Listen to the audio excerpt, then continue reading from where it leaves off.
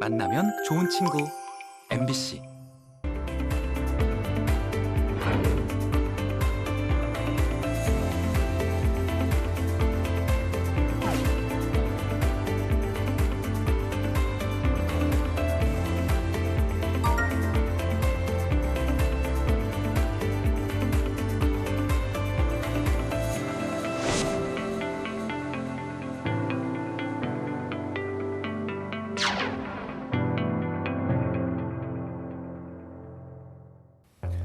상쾌한 하루를 여는 생활 습관 해서 삼쾌라고 혹시 들어보신지 모르겠습니다.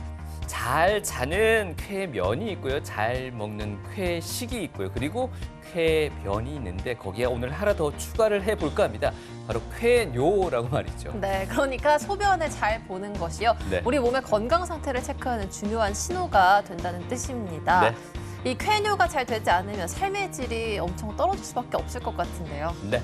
TV 메디컬 약손 오늘은 줄줄 새는 고민 배뇨 장애의 진단과 치료법에 대해서 알아보도록 하겠습니다. 오늘 도움 말씀 주실 분은요. 칠곡경북대학교 병원 비뇨의학과의 하윤석 교수님과 함께합니다. 안녕하십니까? 네, 반갑습니다.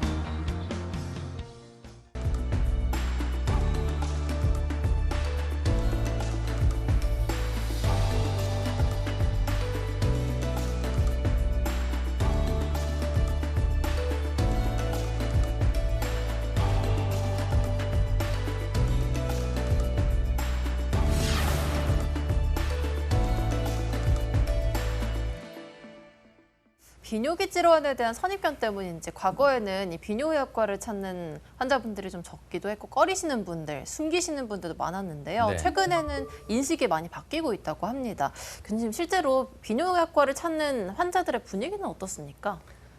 우리 사회가 이제 유교 문화권이었고 보수적인 면이 없지 않았습니다. 네. 하지만 이제 시대가 바뀌면서 그리고 유튜브 같은 이제 SNS가 나오면서 이 비뇨의학 관련된 정보를 제공하는 채널도 많아지고 그에 더불어서 환자들이 비뇨의학과를 찾는 문턱이 많이 낮아졌습니다. 네.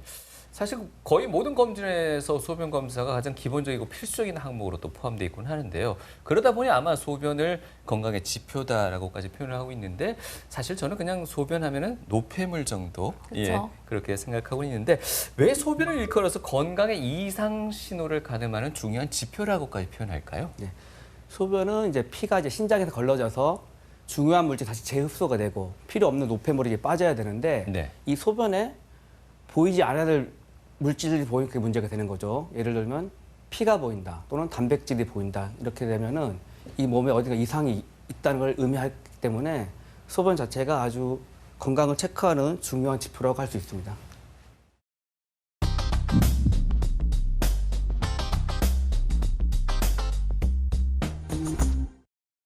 소변을 보는 게 불편하고 힘들면 보통 비뇨기에 문제가 있다 이렇게 표현을 하는데요. 네. 교수님, 정확히 비뇨기라는 게 우리 몸의 어디부터 어디까지를 가리키는 걸까요? 네, 오줌이 가는 길로 보시면 되고요. 소변을 생성, 운반, 배설의 기능을 가진 신장과 요관, 방광, 요도 등으로 구성됩니다. 네. 예. 비뇨기는 이제 저희 거가 다루는 분야는 이제 남성과 여성이 조금 다를 수가 있는데요. 남성에게는 이제 소변이 가는 길을 비롯해서 고환과 음경, 이제 생식과 관련된 기관도 포함이 되고요. 네. 여성에서는 이제 소변이 다니는 길만 포함하고 있습니다. 예. 비뇨기의 구조 자체가 이토록 남녀 간의 차이가 있다면 남녀 간에 발생할 수 있는 질환에도 좀 차이가 있을 것 같은데 어떻습니까? 예. 결국 남자들은 이제 전립선이 있고 예. 요도가 길거든요. 네. 그래서 일단 남자들은 보통 이제 폐색 질환이 많고요. 여자들은 요도가 짧고 그리고 출산을 하기 때문에 요로 감염이나 그리고 요실금이 많이 발생합니다. 예. 소변 보는데 문제가 있는 분들은 어딜 가든지 화장실 위치부터 확인을 맞아요. 하면서 스트레스가 참 이만저만이 아니라고 합니다. 그런데 이 소변 문제가요, 단순히 한 나이 탓이다 이렇게만 할 일은 아니라고 하더라고요. 어떤 문제가 있을까요? 결국 배뇨라는 거는 우리가 하루에도 여러 번씩 가야 되지 않습니까, 화장실을. 네. 근데 화장실을 찾지 못하는 경우도 있을 수 있고요. 제 환자 중 하나는 구미에서 저희 병원까지 한 40분이 걸리는데 예. 그걸 못 참아가지고 중간에 칠곡 휴게소를 꼭 들러야 돼요. 네. 그래서 그렇게 하여튼 삶의 질을 굉장히 떨어뜨립니다. 그래서 이걸 단순히 나이 탓이라고 치부하기에는 좀 문제가 있고요. 그리고 배뇨장애 환자는 나이를 불문하고 남녀를 불문하고 꾸준히 증가하고 있는 상황입니다. 예. 그래서 소변과 관련된 문제들은 이제 비뇨기계 질환으로 인해 증상일 가능성이 있고요. 먼저 이제 소변이라는 거는 오줌을 참았다가 배설을 해야 되는데 먼저 저장 기능 관련 장애를 보겠습니다. 네. 빈뇨, 그러니까 소변을 자주 간다는 뜻인데요. 하루에 8번 이상 소변을 자주 보는 증상을 말합니다. 그리고 야간뇨, 정말 이거는 특히 잠을 잘 못 자기 때문에 네. 다음날 하루 일과를 망칠 수가 있거든요. 밤잠 중에 여러 번 소변을 보기 위해 깨어나는 상태를 이제 야간뇨라고 하고요. 절박뇨, 이거는 정말 오줌이 급한 거예요. 우리가 TV를 보다가 아주머니들이 이렇게 도마에서 썰고 있는데 클라이막스를 못 보고 뛰어가야 되는 경우입니다. 그래서 예. 갑작스럽고 강한 요해가 생겨서 참기 어려운 증상을 이제 절박뇨라고 합니다. 그리고 이제 저장 기능 관련 장애 더 있는데요. 요실금은 이제 의지와 상관없이 소변이 새는 증상. 그리고 요실금은 또 두 가지로 나누게 되는데요. 복압성 요실금과 절박성 요실금. 그리고 두 가지가 혼합된 혼합 요실금이 있습니다.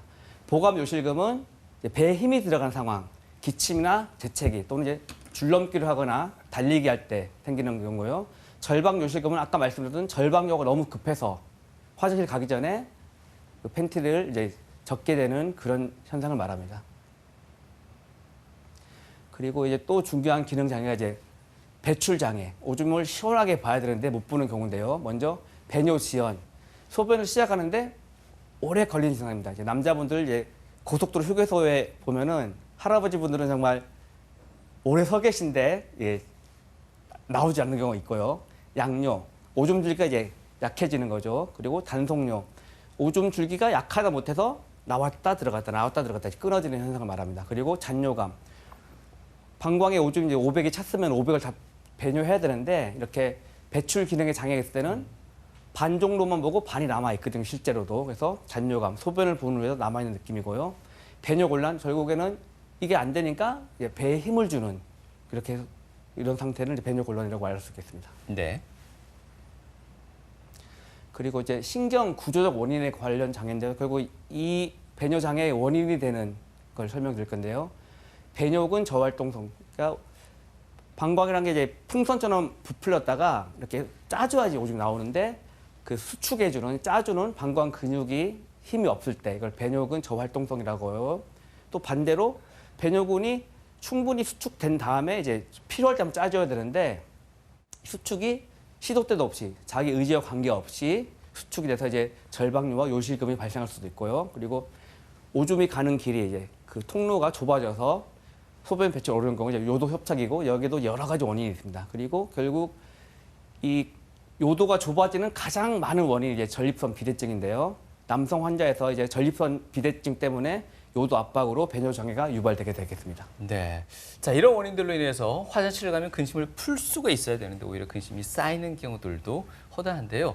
교수님 방금 말씀하신 이런 증상들 외에도 왜 소변의 색깔이나 냄새 가지고도 약간의 질환을 또 추측해 볼 수 있는 경우도 있지 않습니까? 예.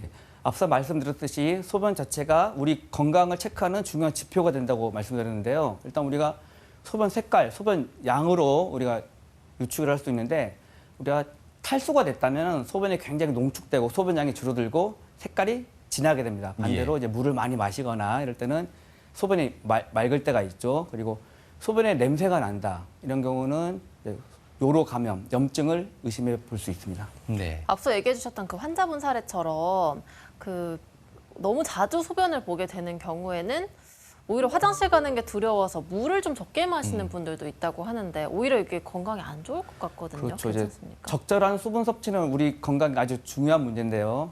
일종 회피요법이죠.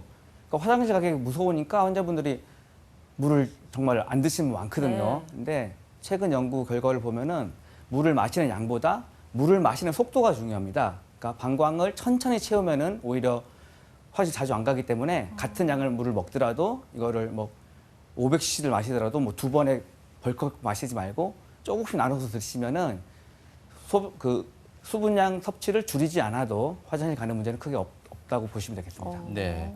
말씀해주신 빈뇨나 요실금 같은 증상이 단순히 화장실을 또 여러 번 가야 되는 그런 불편함을 넘어서서 또 위험한 어떤 장애를 또 저희가 예상할 수도 있다고 하는데 어떤 게 있겠습니까?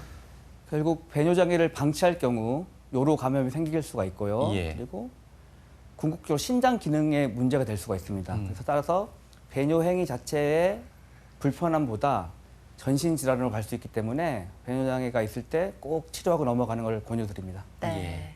네, 일상생활을 하다가 화장실 가고 싶다는 생각이 들면 네. 바로 화장실에 가서 소변을 보기도 하고요. 바쁠 때는 참기도 합니다. 이런 기능에 있어서 굉장히 중요한 역할을 하는 우리 몸에 기관이 있다고 하는데 어떤 부분일까요? 먼저 이제 소변의 배출과 저장에 대해 설명드리겠습니다. 먼저 방광에서는 신장에서 내려올 오줌이 계속 차게 되는데요. 아무 때나 소변을 보면 안 되기 때문에 일단은 뇌에서 소변을 억제하라는 이제 신호를 보내게 됩니다. 그래서 방광 자체는 이완을 하게 되고 이 괄약근은 오줌이 나오지 않도록 이제 막아주는 역할을 합니다. 그래서 아직 소변을 보지 마 명령을 내리면 우리가 따르게 되고요. 결국 오줌을 누를 때 이제 소변을 억제를 해제하게 됩니다. 그래서 방광이 차게 되면은 이게 뇌로 방광이 찼으니까 오줌을 누라고 명령을 해줘 하면은 이렇게 방광 수축하게 되고 요도가 열리게 되니까 오줌이 나오게 됩니다. 따라서 배뇨장애는 소변의 배출과 저장에 관여하는 전립선이나 방광의 질환으로 인하여 발생할 수 있습니다. 네. 먼저 이제 해부학 사진을 좀 보시면요. 신장, 콩팥이라고도 하죠. 여기서 생성된 소변은 방광에 저장되고 전립선의 수축과 이완의 영향을 받아서 요도를 통해 배출하게 됩니다.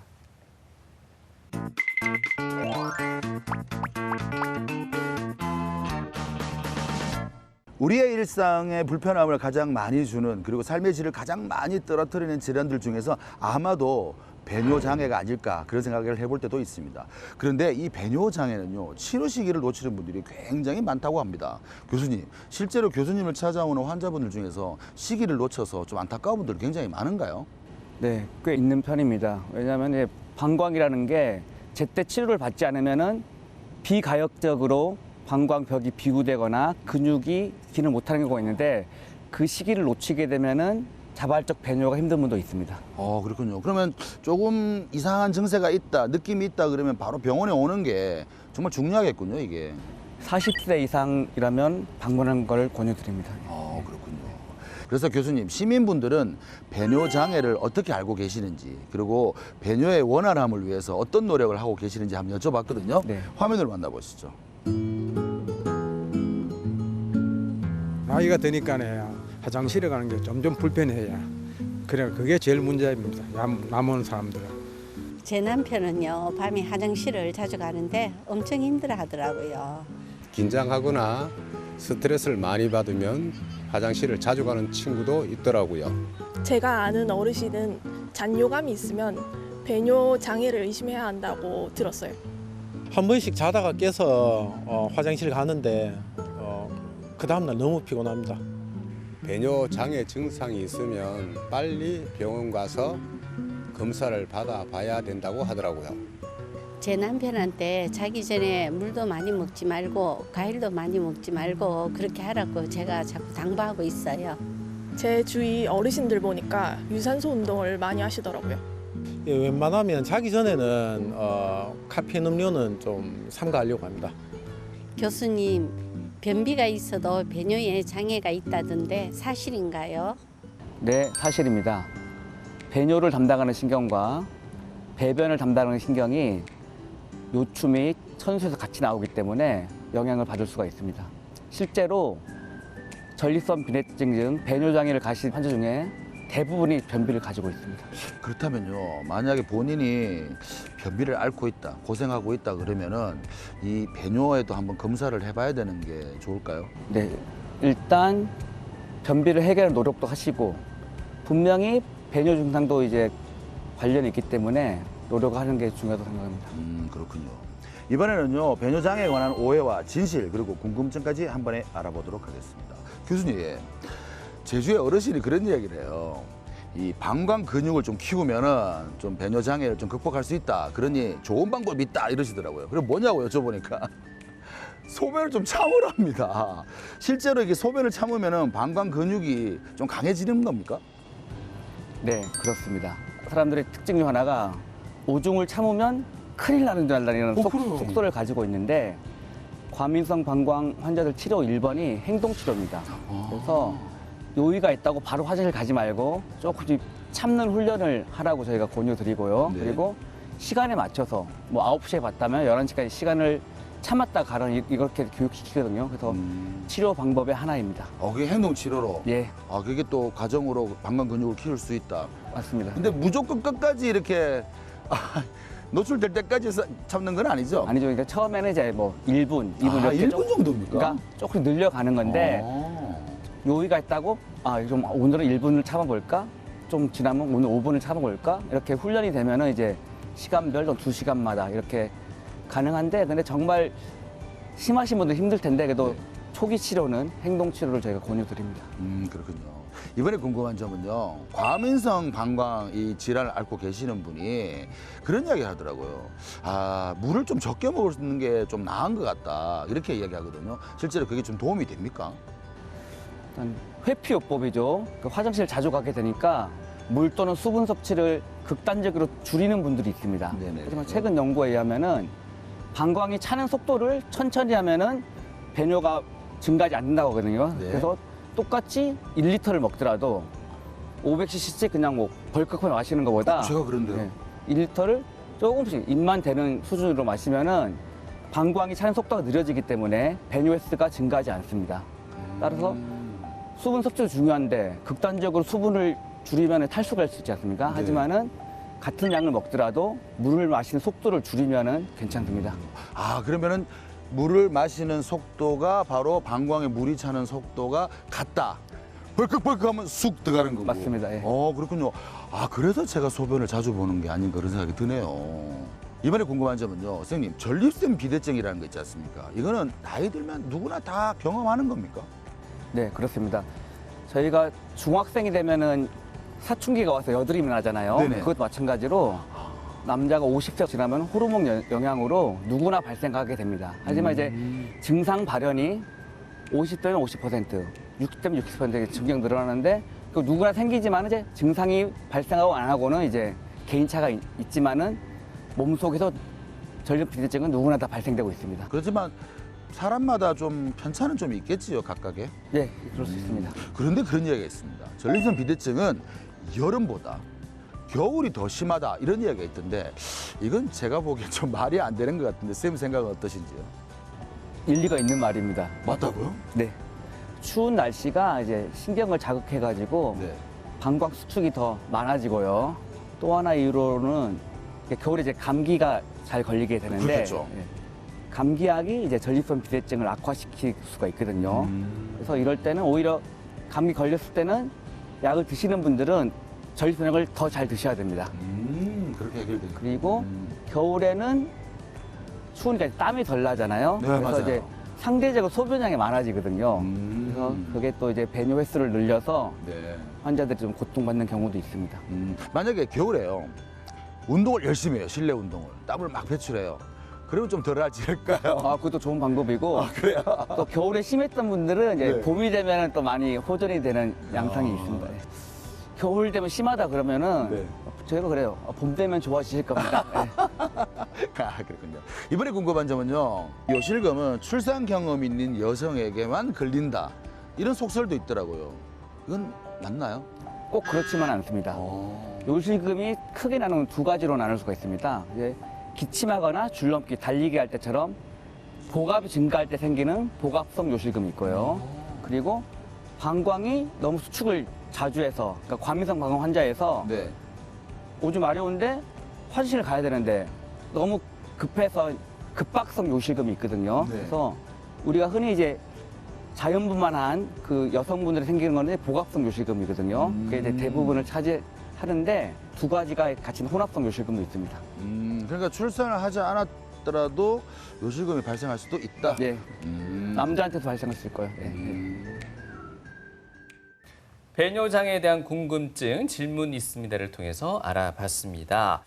자, 소변 보는 것이 불안하고 불편할 경우에는 아무래도 사회생활을 하는데도 좀 불편함이 있기 때문에 이 배뇨장애를 이끌어서요, 사회적 암이라고까지 표현을 한다고 합니다. 네.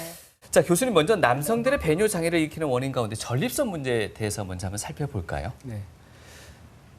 그 오늘의 이제 주인공이라고 할 수가 있는데요. 먼저 이제 사진을 보시면은 이제 전립선의 위치가 중요합니다.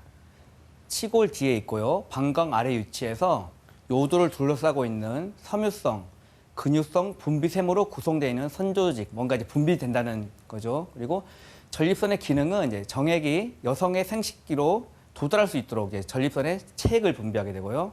신경과 호르몬의 영향으로 전립선의 분비 기능과 근 기능이 조절됩니다.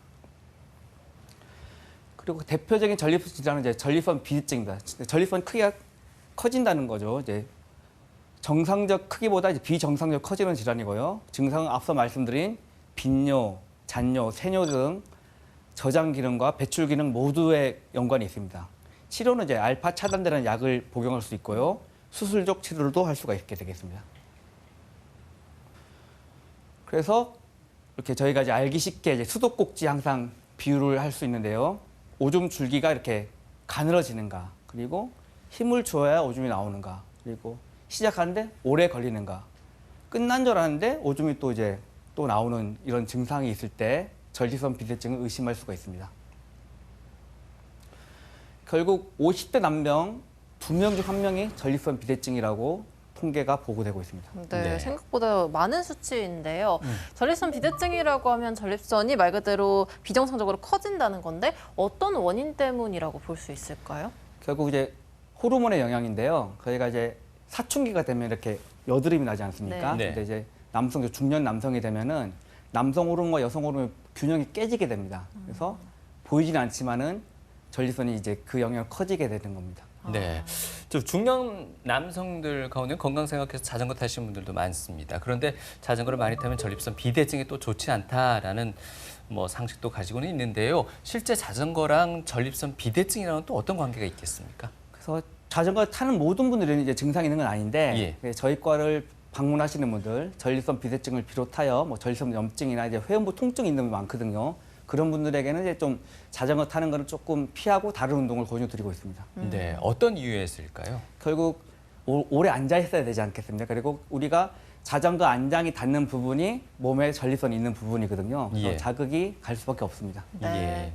앞서서 얘기해 주신 것처럼 50대 남성 2명 중에 1명이 앓고 있는 질환이 전립선 비대증인데 네. 그래서 남자의 50대를 전립선 연령이라고도 부른다고 합니다.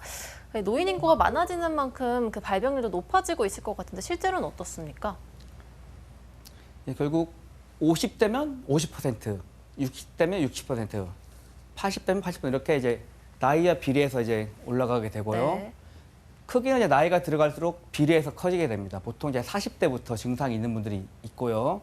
특히 야간 빈뇨가 가장 이제 그 삶의 질을 저하시키게 됩니다. 그리고 10년 전에 비해서 저희가 이제 보험관리공단 통계를 보면은 환자가 한 5배 정도 증가한 상황입니다. 네. 네. 자, 전립선 비대증 같은 비뇨기계 질환이 반복되는 증상으로 인해서 일상에 불편함을 준다는 게 가장 큰 문제 중에 하나인데요. 그렇다면 이 전립선 비대증이 어떻게 배뇨 장애를 일으키게 되는지 좀 구체적으로 설명을 들어보겠습니다. 네, 전립선 비대증으로 인한 이제 배뇨 곤란 발생 기전을 보겠습니다. 결국 전립선이 커지면은 우리가 오줌이 내려가는 요도가 좁아지게 되고요. 그리고 이 커진 전립선이 방광까지 밀고 들어오면 방광 크기도 작아지게 됩니다. 결국 많은 용적을 채울 수도 없고 좁아진 길이니까 오줌이 시원하게 나오지 않을 수밖에 없습니다. 다시 보시면 이제 우리 할아버지가 나오셨는데 이렇게 변기 앞에 섰는데 오줌줄이 가늘어지고 누웠는데 또 보고 싶고 힘을 줘야 나오고 결국 자주 가는데 또 화장실 가기까지 참기가 힘든 절방뇨 증상이 있고요. 일어나서 소변을 봐야 되는 증상이 있습니다. 네. 그런데 사실 이 소변 보는 거에 문제가 생겨도 생명과 직결된다는 생각은 잘 못하기 때문에 그냥 이렇게 방치하고 넘어가시는 분들 많을 것 같은데요. 이 전립선 비대증은 어떻습니까? 제때 치료하지 않으면 좀 어떤 문제들이 생길 수 있을까요? 네, 만약 전립선 비대증을 치료해 않는다면 그래서 결국 오줌에 소변이 남게 되고 이 압력이 신장으로 전달될 수밖에 없거든요. 그래서 콩팥은 이제 신장이라 부르는데 몸속의 정화조인데 3일만 기능을 못해도 생명이 위험해질 수 있습니다. 그래서 결국 전립선 비대증을 방치했을 때 투석까지 가는 경우도 있고요. 방광으로 내려간 소변길이 막혀서 콩팥이 늘어있는 상태로 감염, 폐혈증, 신기능 장애 등 심각한 합병증으로 이어질 수 있습니다. 그리고 이제 방광 개실, 방광이 주머니처럼 늘어나서 외부로 돌출되는 질환인데요. 이제 방광이 쭈글쭈글하다 못해 막 동굴 같은 게 생기게 됩니다. 그래서 통증과 세균 감염이 쉬워서 방광염과 전립선염을 유발하게 되고요. 그리고 방광 근육층이 비대해지면 이것이 결국 과민성 방광, 간질성 방광염으로 이어질 수가 있습니다. 그리고 이로 인해서 방광 안에 결석이 생길 수가 있습니다. 그래서 혈뇨와 통증, 빈뇨, 급성 요폐와 요실금이 발생될 수 있습니다. 네. 지금 말씀해 주시는 증상들이 상당히 주관적일 수도 있고요. 표현하기에 상당히 좀 애매한 부분도 없지 않아 있을 것 같습니다. 이 내 소변 상태를 객관적으로 평가해 줄 수 있는 그런 진단법이 있겠습니까? 네. 먼저 이제 이런 증상을 가지고 저희 병원에 오시게 되면 먼저 이제 병력 청지가 가장 중요하고요. 그리고 국제적으로 공인된 이제 설문지가 있습니다. 그리고 직장 수지 검사는 전립선의 위치가 이제 치골 뒤에 있고 골반에 있지만은 항문 앞에 존재하기 때문에 우리가 항문에 손을 넣어서 전립선을 촉지할 수 있고요. 오줌이 가늘어졌다, 오줌 누는 시간이 지연됐다. 이게 주관적인데 이걸 객관적으로 알 수 있는 요소 검사가 있습니다. 그리고 전립선의 모양과 크기를 알 수 있는 초음파를 할 수가 있고요. 혈액 검사는 이제 여러 가지 정보를 담고 있지만 그중에 전립선 특이항원 PSA라는 검사가 있는데 이거를 미리 함으로써 전립선암을 미리 진단할 수 있는 기능도 있습니다. 먼저 이제 하나씩 보시게 되면은 이제 설문지를 먼저 이제 저희가 드리기도 하고 이거를 이제 저희가 이제 문진할 때 같이 보기도 하거든요. 그래서 이제 1번 이제 힘을 주지 않으면 소변이 나지 않는지 이제 물어보고 소변이 끊기는지, 소변이 약해졌는지, 잔뇨감, 이렇게 요실금이 있는지, 급한지, 밤에 몇 번 깨는지 이렇게 중요한 질문을 하게 되고요. 이게 이제 국제 전립선 증상 점수 IPSS로 이렇게 익스타블이 돼 있어가지고 보통 이제 첫 진료 보고 이거 집에서 해오라고 하고 다음에 제가 이제 체크합니다. 그래서 8점 이상이면 저희가 이제 전립선 비대증이 있다 이렇게 진단할 수가 있고요. 그리고 직장 수지 검사 요새 이제 초음파가 많이 개발돼가지고 하지 않지만은 손을 넣어가지고 많은 정보를 얻을 수가 있습니다. 크기도 알 수 있고 만약에 전립이 딱딱해 있거나 이제 결절이 만들어진다면은 예전에는 이제 이걸로 전립선암을 진단하기도 했습니다.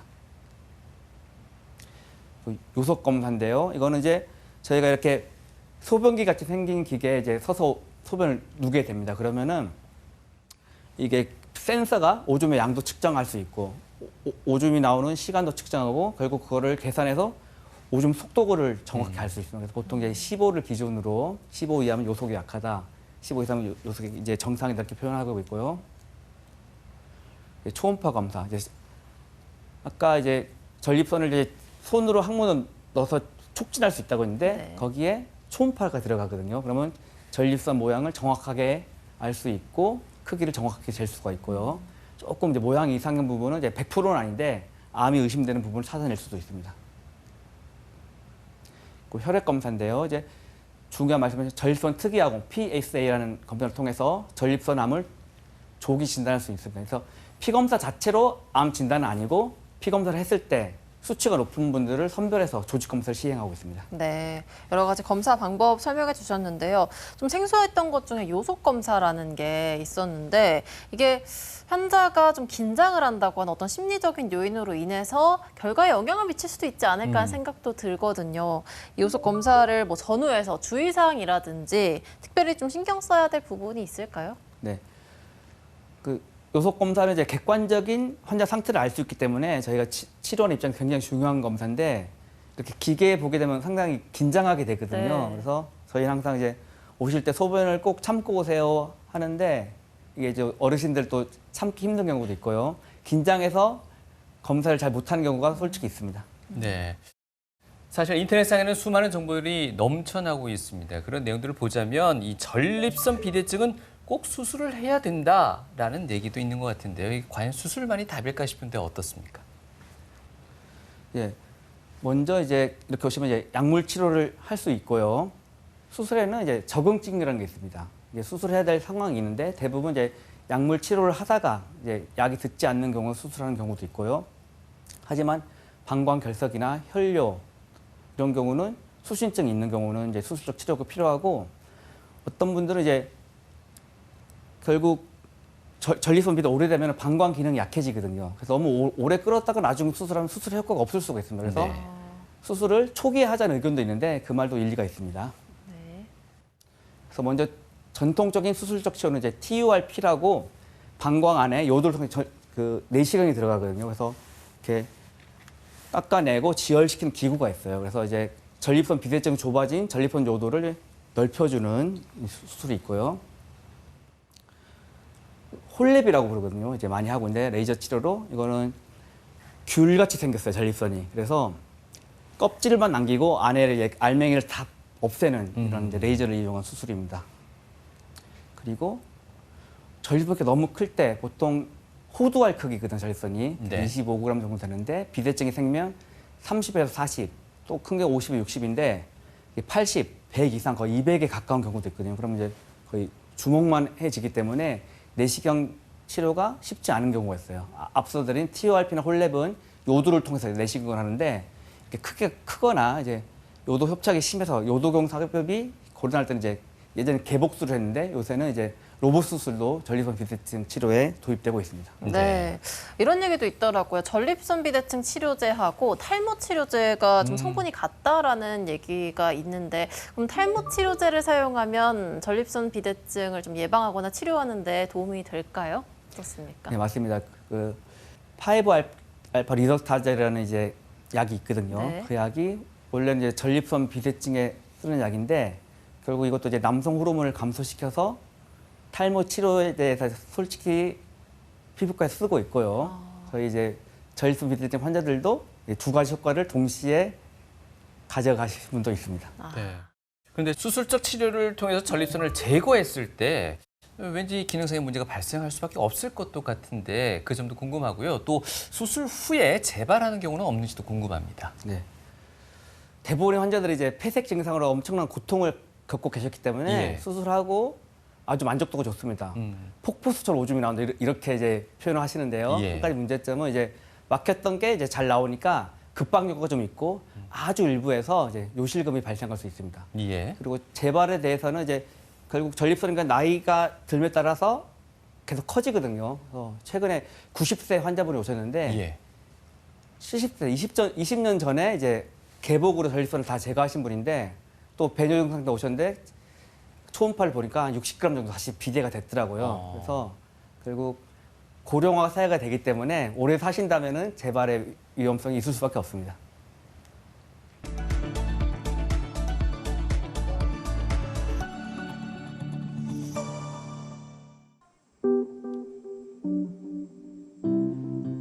일상을 괴롭히는 배뇨 장애의 다양한 증상. 40대 환자가 병원을 찾았다. 7, 8년 전에 요로결석 때문에 병원에서 진료를 받았었는데요. 3, 4년 전부터 배뇨장애가 생겨가지고 개인 병원에 진료를 받아봤는데 거기서 큰 병원을 가보라고 해서 진료받게 됐습니다. 아무래도 화장실을 급하게 가야 되고 잘 못 참으니까요. 그리고 잠을 편하게 자야 되는데 하루에도 자다가 한 많을 때 4-5번씩 깨거든요. 그렇게 깨버리면 다음날 하루 종일 피곤하고 악순환이 계속되더라고요.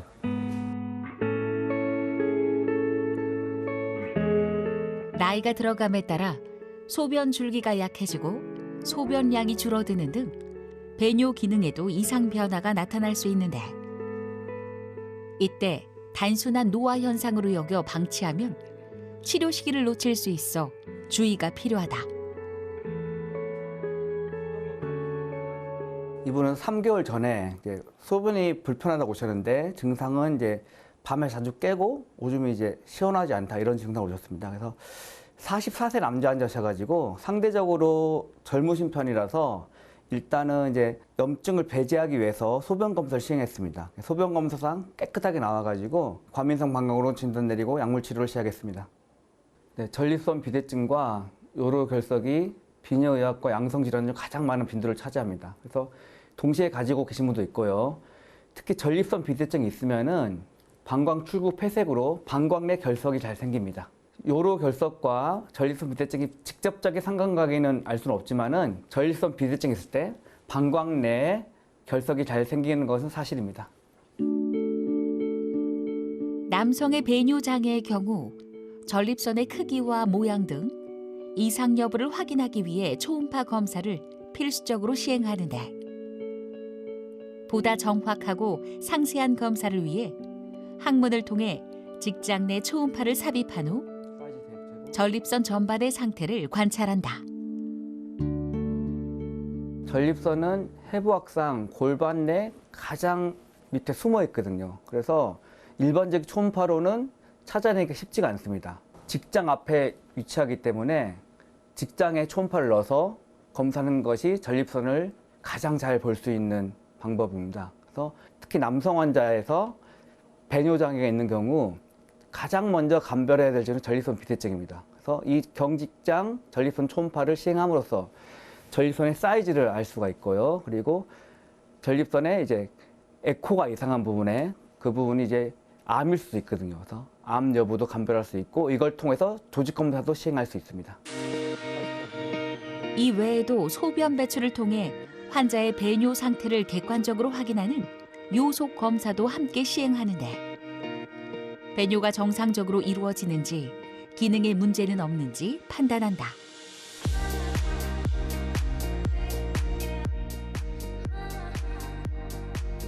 일단 요속 검사 패턴이 이렇게 종 모양으로 예쁘게 나와야 되고요. 최대 요속이 15 이상 돼야 되고 보통 150cc에서 200 이상 보셔야지 정상적인 검사로 이제 확인할 수 있습니다. 요속 검사는 배뇨장애 증상 중 하나가 이제 소변이 가늘어진다. 이거를 감별해야 되는데 보통 소변이 가늘어진 이유가 방광이 짜주는 힘이 약하거나 또는 요도 전립선 또는 어디가 막혔기 때문에 오줌이 이제 가는 게 좁아져서 그럴 수 있는데요. 그래서 요속 검사가 정상이 아니라면은 어딘가 폐색이 있거나 방광의 수축 기능이 약하다. 이거를 의심할 수가 있습니다. 누구에게나 찾아올 수 있는 배뇨의 이상 신호. 방치 시 삶의 질이 급격히 저하될 수 있으므로 초기에 적극적인 치료를 받는 것이 가장 중요하다. 40대면은 이제 저희 과에서는 이제 비교적 젊은 축에 속하기 때문에 저는 이제 방광 기능 이상이 있을 거라고 생각을 했는데 오늘 요속 검사와 전립선 초음파를 봤더니 전립선 비대증이 객관적으로 이제 확인이 됐습니다. 사이즈가 50g이 넘었거든요. 그래서 보통 20에서 30인데 거의 2배 정도 이상 크기가 있고 그거에 따라 폐색이 있으니까 당연히 요속도 낮고 패턴도 이제 지리멸렬이라고 표현하는데 이렇게 종 모양이 나타나지 않고 최고 요속이 5도 안 되더라고요. 그래서 이분은 이제 방광뿐 아니라 전립선에 집중해서도 치료를 더 들어가야 될 것 같습니다. 현재 쓰던 약은 이제 방광을 좀 안정화시키는 약과 방광목을 열어줘서 이제 배뇨를 좀 원활하게 하는 약을 쓰고 있었는데 오늘 검사 결과를 바탕으로 전립선 크기를 줄여주는 약을 추가해서 병합요법을 할 예정입니다. 일단 카페인 음료부터 커피 같은 거는 아예 지금 끊은 상태고요. 돼지고기, 소고기 이런 것도 이제 몸에 염증을 유발할 수 있다 해서 웬만하면 최대한 안 먹는 방향으로 해서 채소 위주로 식단을 최대한 하려고 노력하고 있고요. 그리고 살을 빼야지 좀 좋아진다고 해서 저녁 먹고 항상 1시간 정도 밖에 나가서 운동하고 있고요. 자욕도 효과가 있다 해서 자욕도 하고 있습니다. 원래 자전거 타는 걸 좋아해서 가볍게 동네에 자전거 타러 나가고 싶습니다. 배뇨장애 환자 사례 만나봤습니다. 네. 자, 이번에는 소변과 때려야 될 수 없는 장기죠. 방광 질환에 대해서 알아볼 텐데요. 대표적으로 과민성 방광이 있다고 합니다. 네. 과민성에 붙으면 왠지 예민하다고 그렇죠. 생각하시는 분들 많으실 텐데 구체적으로 어떤 질환인지 살펴보도록 하겠습니다. 설명 부탁드릴게요. 먼저 이제 방광에 대해 알아보겠습니다. 방광은 신장에서 생성된 소변을 저장하는 역할을 하고요. 아래로는 요도, 위로는 이제 요관과 연결되어 있습니다. 남성들은 이제 밑에 이제 전립선이 있고요. 방광은 이제 남녀 공이 다 가지고 있죠. 그리고 정상 성인은 우유팩 2개죠. 500cc까지 이제 소변을 저장할 수 있습니다. 이제 풍선처럼 이제 늘어난다고 보시면 되겠습니다. 그래서 대표적인 방광 질환으로는 이제 말씀 이제 과민성 방광, 방광 결석, 방광염, 방광암 이렇게 있고요. 오늘은 이제 과민성 방광에 대해서 말씀드리겠습니다. 정상 방광은 이제 소변이 차면은 500cc 또는 더 그 이상까지 충분히 참았다가 이제 소변을 봐야 되는데, 과민성 방광 환자들은 이제 정상 방광과 달리 소변이 이렇게 반도 차지 않았음에도 압박감을 느끼고 요의를 느끼는 이런 증상이 있습니다. 네. 앞서 전립선 비대증의 경우에는 50대 중장년층 이상에서 많이 발생한다고 말씀을 주셨는데요. 과민성 방광 같은 경우에는 뭐 특별히 많이 발생하는 연령대가 있는지, 남녀 간의 차이는 없는지도 궁금합니다. 네, 전립선은 이제 남자만 갖고 있는 장기죠. 하지만 이제 방광은 여성도 가지고 있고, 예. 뭐 어린이부터 노인까지 다 있는데, 결국 과민성 방광도 나이가 증가할수록 이제 유병률은 증가하게 되고요. 남녀의 큰 차이는 없지만은 최근 데이터는 이제 노인분들에서 여성에게 조금 더 많게 느껴지고, 저희가 실제 환자 보는 것도 여성 환자가 꽤 있습니다. 네. 네, 그런데 과민성 방광도 그렇고 앞서 살펴봤던 전립선 질환도 그렇고 둘 다 소변 문제를 유발하는 질환이다 보니까 네. 좀 둘 사이에 혼동이 있을 수도 있지 않을까 싶은데요. 이 앞서 살펴봤던 전립선 질환과 구별되는 그런 방광 질환의 과민성 방광의 증상이 있을까요? 네, 전립선 비대증은 이제 요도를 좁아지게 되는 폐색 증상, 예. 오줌 줄기가 약해진다거나 뭐 힘을 줘야 된다 이런 증상이 주가 된다면은 과민성 방광은 이제 저장 기능의 문제거든요. 그래서 빈뇨, 절박뇨를 더 뛰어넘은 절박성 요실금이 있고요. 특히 일부 이제 그 자연 음식 하신 분들은 복압성 요실금으로 나타나기도 합니다. 네. 소변이 몸 밖으로 배출되기까지 여러 비뇨기를 지날 수밖에 없는 아주 복잡한 구조이다 보니 이 과민성 방광 같은 경우에는 다른 질환과 좀 구분해서 진단할 필요가 있을 것 같습니다. 감별해야 될 질환들이 많을 것 같은데 어떻습니까? 네. 가장 먼저 떠오르는 게 방광염이거든요. 예. 방광에 이제 세균이 증식하게 되면 염증이 생기는 건데, 특히 요도가 짧은 여자분들이 많이 발생합니다. 증상은 비슷합니다. 화장실을 자주 가야 되고 절박뇨가 있고 잠도 못 자는데, 감별점은 소변 검사를 해서 세균이 있느냐 없느냐, 염증이 있느냐 없느냐로 감별할 수 있습니다. 네, 그만큼 정확한 진단이 필수적일 것 같은데요. 네. 과민성 방광이 의심돼서 병원에 찾으면 좀 어떤 검사들을 받게 될까요? 네. 가장 중요한 건 이제 병력 청취입니다. 어떤 상황에서 이제 소변을 보고 싶은지, 또는 그래서 스트레스 관련이 있는지, 생활에 어떤 영향을 주는지 꼭 봐야 되고요. 결국 소변 검사를 해서 방광염과 감별을 해야 되고, 그리고 배뇨일지라고 저희가 숙제를 드리는데요. 3일 동안 이제 소변 온 시간, 양 이걸 적어오라고 네. 하거든요. 그래서 양을 보고 얼마나 소변을 자주 보는지, 얼마나 밤에 자주 깨시는지, 그리고 소변량이 얼마나 되는지, 그걸로 이제 방광 용적도 간접적으로 유추할 수 있기 때문에 배뇨일지가 큰 도움이 됩니다. 네. 뭐 어떤 질환이든 의사 선생님께서 문진할 때 보면은 어떤 약을 드시고 계십니까라고 꼭 여쭤보는 것 같은데요. 방광 기능에 결정적으로 영향을 줄 수 있는 그런 약물들은 어떤 것들이 있겠습니까? 네, 방광에 영향을 주는 약물을 살펴보면은 이제 이뇨제, 이것도 결국 소변을 많이 나오게 하는 약이기 때문에 방광에 영향을 줄 수밖에 없고요. 항우울제, 고혈압약, 수면제, 진통제 등이 있고, 특히 마약성 진통제, 진정제, 수면 보조제, 복합 감기약, 항정신병 용제, 한약 등도 포함이 될 수 있습니다. 네.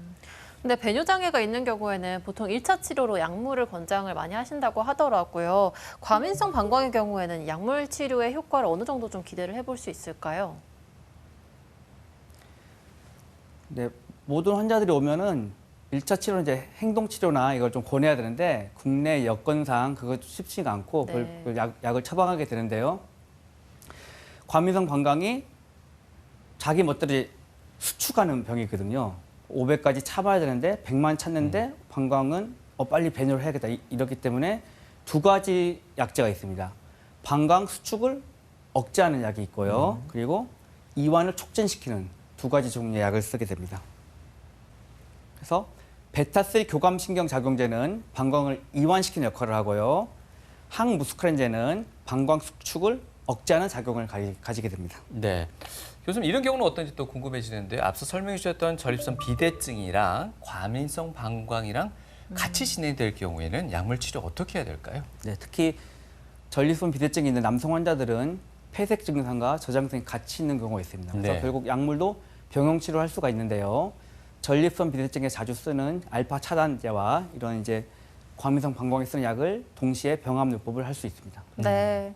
아무래도 치료만큼 중요한 게 관리가 아닐까 싶습니다. 또 네. 소변 문제라는 게 일상과 아주 밀접하게 관련이 있는 만큼 생활 습관 개선이 아주 필수적일 것 같은데요. 과민성 방광을 예방하기 위한 관리 수칙 어떤 것들이 있겠습니까? 네.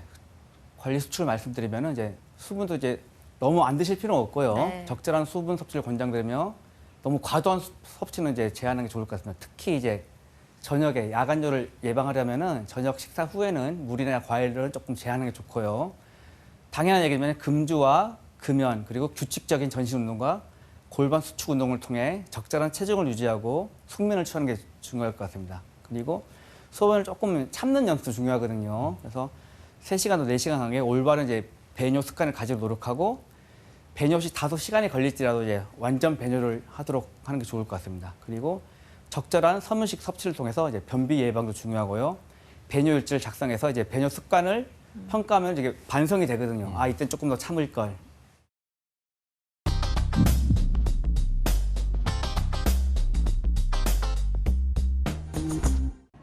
배뇨장애는 그 증상도 다양하지만 치료 방법도 대단히 많다고 합니다.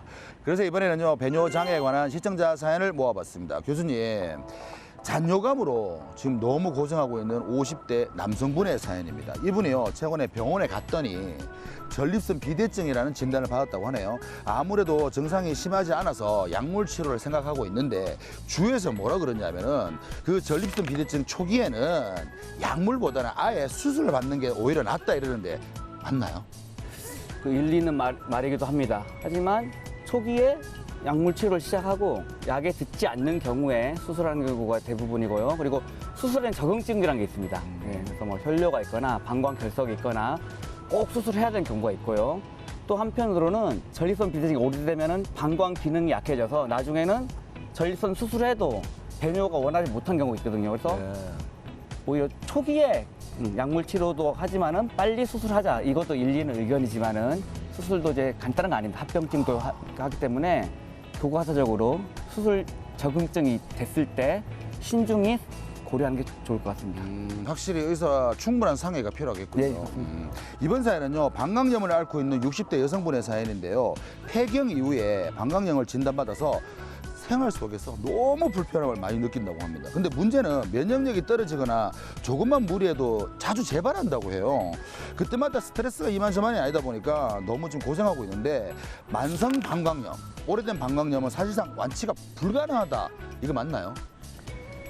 저도 많은 환자들을 외래에서 보고 있고 마음이 아픈 경우가 꽤 있는데요. 특히 이제 폐경 후 여성들이 많이 있는데 저도 이제 최근 들어 이제 시행해본 치료가 이제 에스트로겐 질 크림을 조금 이제 이용하는 경우도 있고요. 그리고 결국 면역력이 떨어지면 피곤하면 이게 오거든요. 스트레스 받거나 그래서 스트레스를 좀 안 받는 방향으로 좋고 그리고 최근 치료는 이제 경구용 제제인데 면역을 높여줘서 방광염 예방하는 치료도 있고요.